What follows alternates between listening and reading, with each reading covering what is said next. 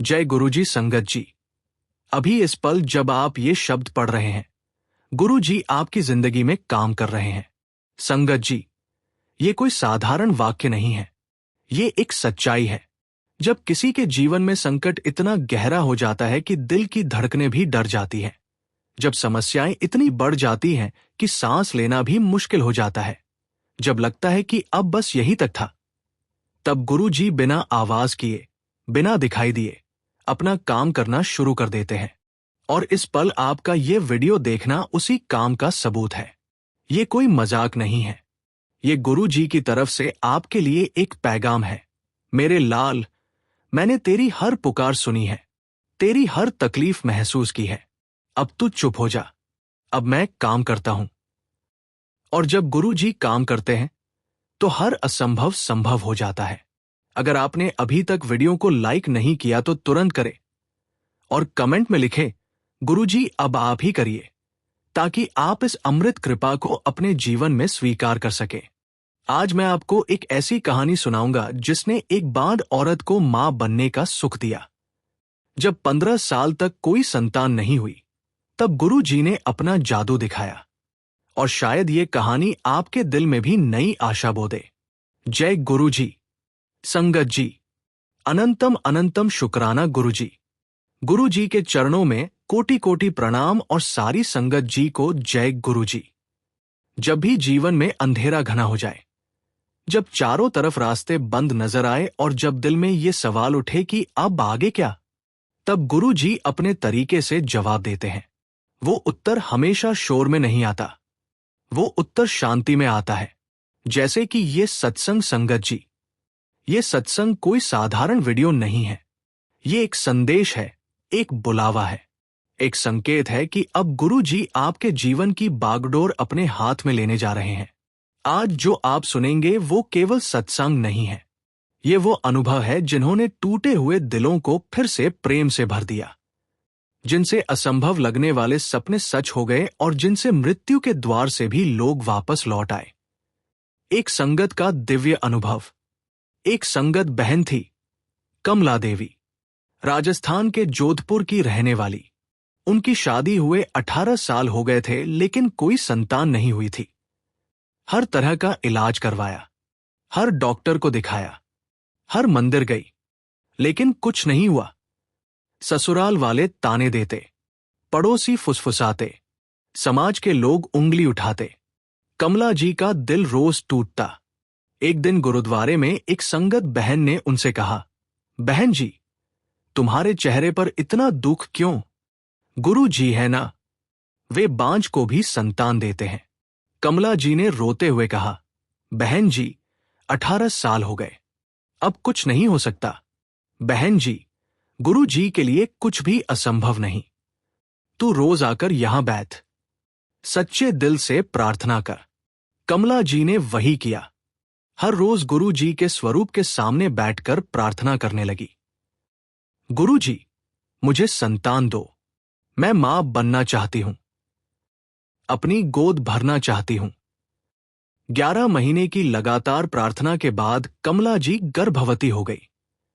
आज उनके 2 बच्चे हैं। कमला जी कहती हैं, गुरु जी ने मुझे वो खुशी दी जिसका मैंने 18 साल इंतजार किया था। संगत जी, अगर आप भी ऐसी किसी स्थिति में हैं जहां संतान की समस्या है, तो आपसे विनती है, पूरे मन से कहिए, शुक्राना गुरु जी का। और इस वीडियो को लाइक जरूर करें, क्योंकि जितनी निष्ठा से आप मांगेंगे उतना ही प्रसाद मिलेगा। गुरु जी हमेशा कहते थे, जो मुझसे सच्चे दिल से मांगता है, मैं उसे खाली हाथ नहीं भेजता। और ये वचन किसी के जीवन की पूरी कहानी बदल सकता है। जो भी संगत आज उदास है, निराश है, हताश है, आज गुरुजी उन्हें सिर्फ ये कहना चाहते हैं, बच्चे, तेरी मुराद पूरी होगी। आपकी स्क्रीन पर यह वीडियो चल रहा है, मतलब गुरुजी का प्यार आप पर बरस रहा है। अब आगे क्या होगा? आपकी इच्छाएं कैसे पूरी होंगी? आपके सपने कैसे साकार होंगे? ये सब हम इस सत्संग में आगे जानेंगे। लेकिन उससे पहले कमेंट बॉक्स में एक बार दिल से लिखिए, गुरु जी आप ही मेरी आस हो। और अगर अभी तक आपने वीडियो को शेयर नहीं किया तो जरूर करें, ताकि किसी और का घर भी आबाद हो सके। श्रीमती उषा शर्मा की जीवन गाथा सत्संग सुनिए संगत जी, 15 साल के इंतजार से मां बनने तक। नमस्कार संगत जी, मेरा नाम उषा शर्मा है। मैं पंजाब के अमृतसर में रहती हूं।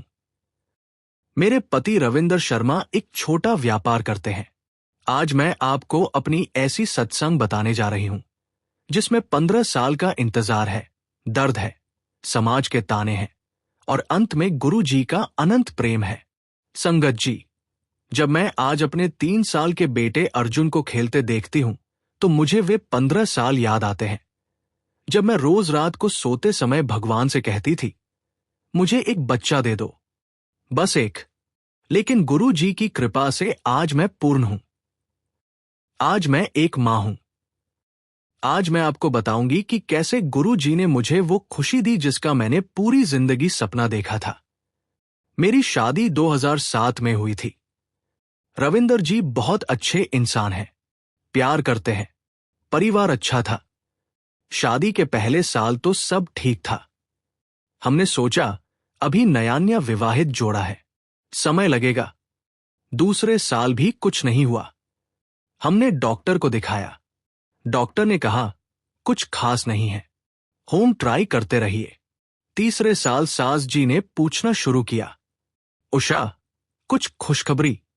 अभी नहीं माजी, अब तो 3 साल हो गए, डॉक्टर को दिखाओ। हमने फिर डॉक्टर को दिखाया, कुछ टेस्ट करवाए, सब नॉर्मल आया। चौथे साल तक हमें भी लगने लगा कि कुछ समस्या है। हमने अलग अलग डॉक्टरों को दिखाया, कई टेस्ट करवाए, लेकिन कोई स्पेसिफिक प्रॉब्लम नहीं मिली। अनएक्सप्लेन्ड इनफर्टिलिटी, डॉक्टर ने कहा, मतलब कोई वजह नहीं पता, लेकिन बच्चा नहीं हो रहा। 5वें साल आईवीएफ की सलाह दी गई। हमने कोशिश की, लेकिन सफल नहीं हुई। अब परिवार में बातें होने लगी, शायद उषा में कोई कमी है। अब समाज का दबाव शुरू हुआ। रिश्तेदार मिलते तो पूछते, उषा अब तक कोई गुड न्यूज? शादी ब्याह में जाती तो लोग फुसफुसाते, देखो उसके कोई बच्चा नहीं। त्योहारों पर जब दूसरी औरतें अपने बच्चों के साथ आती तो मैं अकेली लगती। सबसे बुरा तब लगता जब छोटी देवरानी के बच्चे हुए, पहले एक फिर दूसरा। मैं खुश होने की कोशिश करती, लेकिन अंदर से टूटती जाती। रविंदर जी हमेशा मेरा साथ देते, उषा चिंता मत करो, जब भगवान की मर्जी होगी। लेकिन मैं जानती थी कि वे भी अंदर से दुखी हैं। 10वें साल तक मैं हार मानने लगी। आईवीएफ 3 बार कराया, हर बार फेल, हर बार वही निराशा। डॉक्टरों ने कहा आपकी एज अब ज्यादा हो गई, चांसेस कम है। मैं उस समय 32 साल की थी। लग रहा था जैसे बहुत बूढ़ी हो गई हूं। एक दिन मैंने रविंदर जी से कहा, आप दूसरी शादी कर लीजिए। रविंदर जी गुस्सा हो गए, उषा फिर कभी ऐसा मत कहना, तुम ही मेरी जिंदगी हो। लेकिन मैं जानती थी कि वे भी अपने मन में यही चाहते हैं। अब मैं डिप्रेशन में चली गई। दिन भर घर में अकेली बैठती, कुछ काम में मन नहीं लगता। बच्चों को देखकर रोना आता। पार्क में जाना बंद कर दिया क्योंकि वहां बच्चे खेलते थे। त्योहारों में भाग लेना बंद कर दिया। करवा चौथ भी नहीं रखती थी। लगता था किसके लिए रखूं? रविंदर जी बहुत परेशान रहते, उषा तुम इतनी उदास क्यों रहती हो? मैं क्या कहती, कैसे बताती कि मां न बन पाने का दर्द कितना तड़पाता है। 15वें साल में 37 की हो गई थी। डॉक्टरों ने साफ कह दिया था अब बहुत देर हो गई है, लेकिन मैं हार नहीं मानना चाहती थी। एक दिन पड़ोस की आंटी ने मुझसे कहा, उषा तू गुरुद्वारे क्यों नहीं जाती? आंटी जी मैं जाती हूं। नहीं बेटा, गुरु जी के स्वरूप के सामने बैठकर सच्चे दिल से प्रार्थना कर। मैंने सुना है चमत्कार होते हैं। मैंने पहले कभी गुरु जी के बारे में नहीं सुना था। कौन है गुरु जी? बेटा, वे एक महान आत्मा थे। अब उनका स्वरूप गुरुद्वारे में है। बहुत लोगों की मुराद पूरी करते हैं। उस रात मैंने रविंदर जी से बात की, चलिए एक बार कोशिश कर लेते हैं। अगले रविवार हम दोनों गुरुजी मंदिर गए। वहां बहुत सारे लोग बैठे थे। गुरु जी का स्वरूप बहुत सुंदर था। मैं उनके सामने बैठ गई। पहली बार इतनी शांति महसूस हुई। मैंने मन ही मन कहा, गुरु जी, अगर आप वाकई हैं तो मुझे एक बच्चा दे दीजिए। मैं 15 साल से तरस रही हूं। मैं मां बनना चाहती हूं। मेरी गोद भर दीजिए। उस दिन मैंने 2 घंटे तक प्रार्थना की। घर लौटते समय मन में एक अजीब सा सुकून था। उस दिन के बाद मैं रोज गुरुद्वारे जाने लगी। हर रोज 2 घंटे गुरु जी के स्वरूप के सामने बैठती, प्रार्थना करती, गुरु जी, मुझे संतान दीजिए। मैं अच्छी मां बनूंगी, अच्छे संस्कार दूंगी। 1 महीने में कोई फर्क नहीं दिखा, लेकिन मैंने हार नहीं मानी। 2 महीने, 3 महीने, कुछ नहीं हुआ।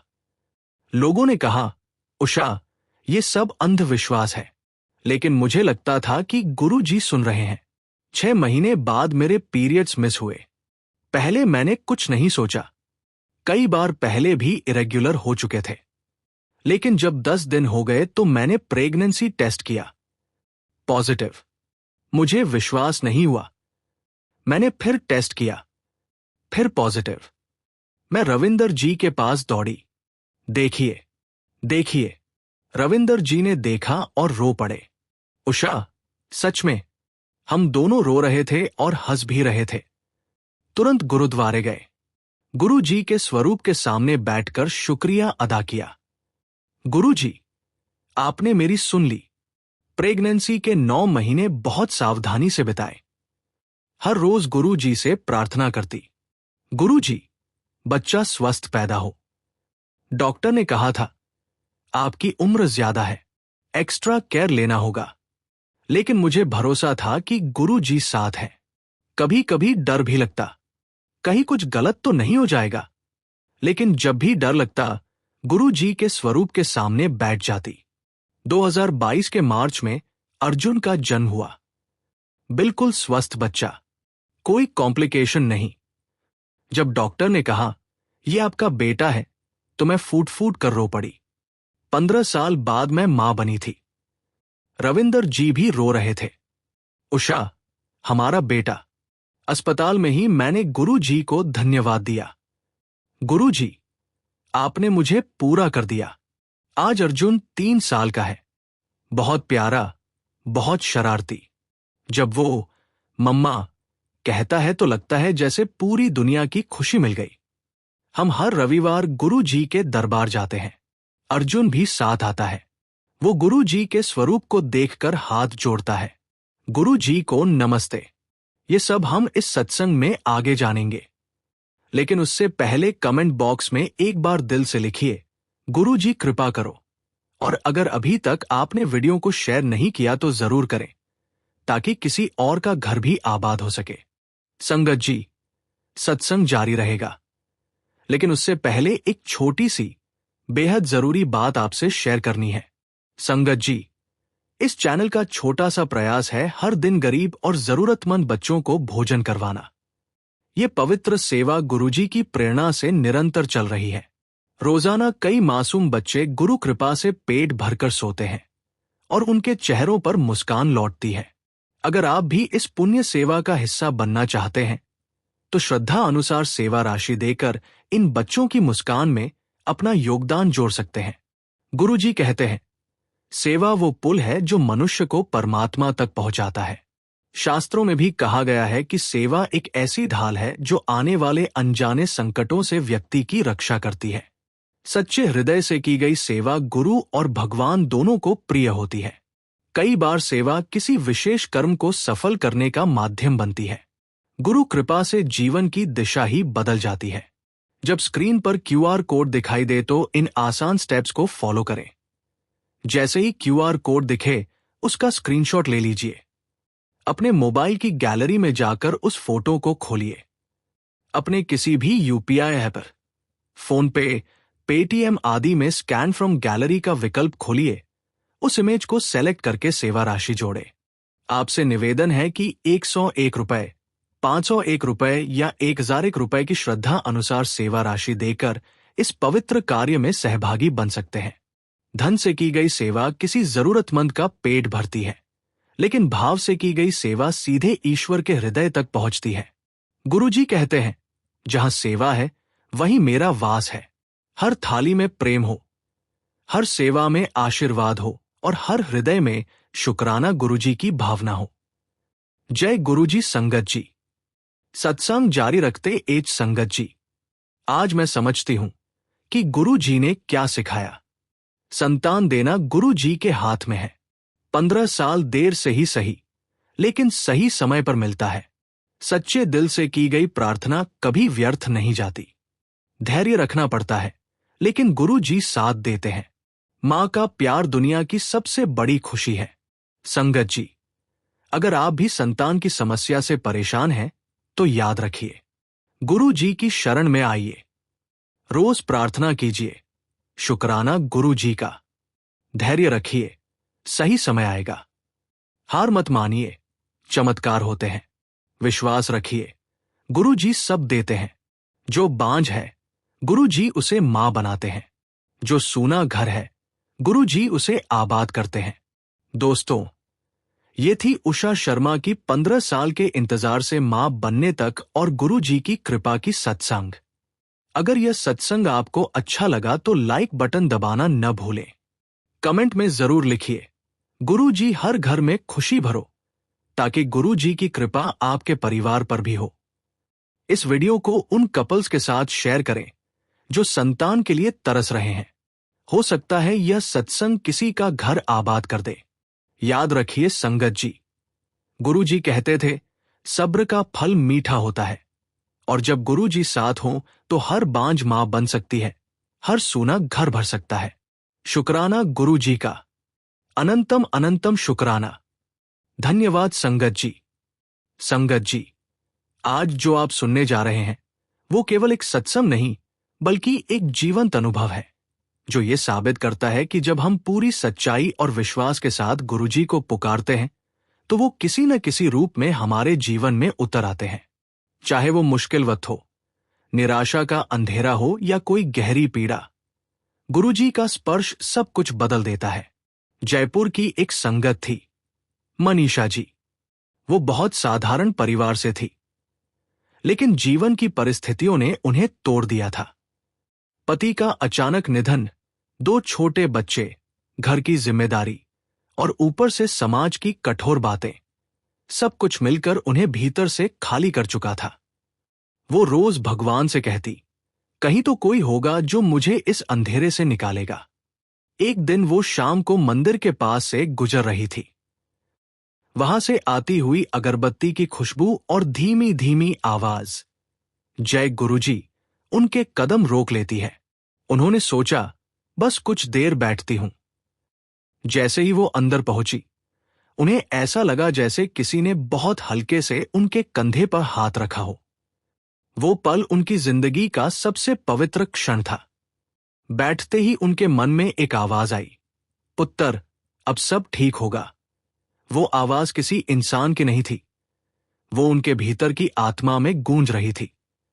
उन्होंने आंखें खोली तो सामने गुरुजी की तस्वीर थी, और वो मुस्कुरा रहे थे, जैसे सब कुछ जान गए हों। उस दिन के बाद उनका जीवन पूरी तरह बदल गया। कुछ ही हफ्तों में किसी पुराने जानकार ने उन्हें काम दिलाया।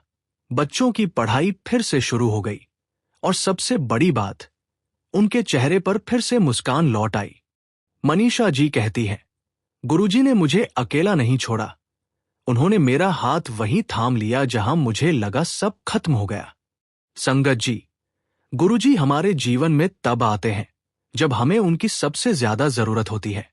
वो कभी देरी नहीं करते, बस वो तब आते हैं जब हमारा मन तैयार होता है। वो कहते हैं, जब तू रुक जाता है तब मैं चलना शुरू करता हूं। कभी कभी हम सोचते हैं कि गुरुजी हमें भूल गए, लेकिन सच तो यह है कि वो हर पल हमें संभाल रहे होते हैं, बस अलग रूप में। कभी किसी अजनबी की मदद के रूप में, कभी किसी अचानक मिले अवसर के रूप में, और कभी बस एक शांति के एहसास के रूप में। इसलिए संगत जी, अगर आप किसी कठिनाई में हैं तो घबराइए मत। बस अपनी आंखें बंद कीजिए और धीरे से कहिए, गुरुजी, अब मैं आपके भरोसे हूं। फिर देखिए कैसे परिस्थितियां खुद आपकी मदद करने लगेंगी। गुरुजी की कृपा कभी सीमित नहीं होती। वो कहते हैं, मैं चमत्कार नहीं करता, मैं प्रेम करता हूं। और वही सबसे बड़ा चमत्कार है। जिस दिल में गुरुजी बस जाते हैं, वहां फिर कोई डर, कोई निराशा टिक नहीं सकती। आज जो भी संगत ये वाणी सुन रही है, याद रखो, ये संयोग नहीं है। गुरुजी ने तुम्हें बुलाया है। अब बस एक शब्द कहो, शुक्राना गुरुजी का, क्योंकि शुक्राना ही वो कुंजी है जिससे हर बंद दरवाजा खुल जाता है। अगर ये सत्संग आपके दिल को छू गया हो, तो इसे शेयर करें ताकि किसी और के जीवन में भी गुरुजी की कृपा पहुंच सके। वीडियो को लाइक करें और कमेंट बॉक्स में लिखें, गुरुजी मेरे साथ हैं, ताकि ये सकारात्मक ऊर्जा सब तक फैले। जय गुरुजी। संगत जी, अनंतम अनंतम शुक्राना गुरुजी। गुरुजी सबको अपनी शरण में रखें। सबके घर में सुख, शांति और कृपा की वर्षा हो। संगत जी, आज हम एक ऐसे पवित्र कार्य के लिए एकत्र हुए हैं जिसे स्वयं भगवान ने परम सेवा कहा है, और वह है लंगर सेवा। लंगर केवल भोजन नहीं होता, ये प्रेम, समानता और करुणा का प्रसाद होता है। जब कोई भूखा व्यक्ति एक रोटी खाता है, तो उसके साथ उसका आत्मसम्मान भी लौट आता है। हमारे इस चैनल के माध्यम से निरंतर लंगर सेवा चलाई जा रही है, जहां जरूरतमंद लोगों को भोजन, जल और स्नेह से भरा प्रसाद दिया जाता है। संगत जी, ये सेवा अब और विस्तारित की जा रही है ताकि अधिक से अधिक लोगों तक अन्न का आशीर्वाद पहुंच सके। शास्त्रों में लिखा है, अन्न ब्रह्मेति व्यजानात्, यानी अन्न ही ईश्वर का स्वरूप है। इसलिए जब आप लंगर में सेवा करते हैं, तो वह सीधे भगवान की उपासना के समान होता है। सेवा करने का तरीका, स्क्रीन पर दिख रहे QR कोड का स्क्रीनशॉट लें। फिर किसी भी UPI ऐप को खोलें, स्कैन करें और अपनी श्रद्धा अनुसार राशि भेजकर लंगर सेवा पूरी करें। संगत जी, आपके द्वारा की गई हर सेवा किसी के जीवन में मुस्कान बनकर उतरती है। किसी के थके हुए शरीर को भोजन देती है, किसी मां की चिंता मिटाती है और किसी बच्चे के चेहरे पर खुशी लाती है। ये सेवा केवल अन्न वितरण नहीं, बल्कि कर्म योग है, जहां आप अपने प्रेम और श्रद्धा से किसी की भूख मिटाते हैं। आइए, आज हम सब मिलकर इस लंगर सेवा में जुड़े और अपने हिस्से की भक्ति को कर्म के रूप में व्यक्त करें। सेवा में जो संतोष है, वह किसी और साधना में नहीं। अनंतम शुक्राना। जय गुरुजी।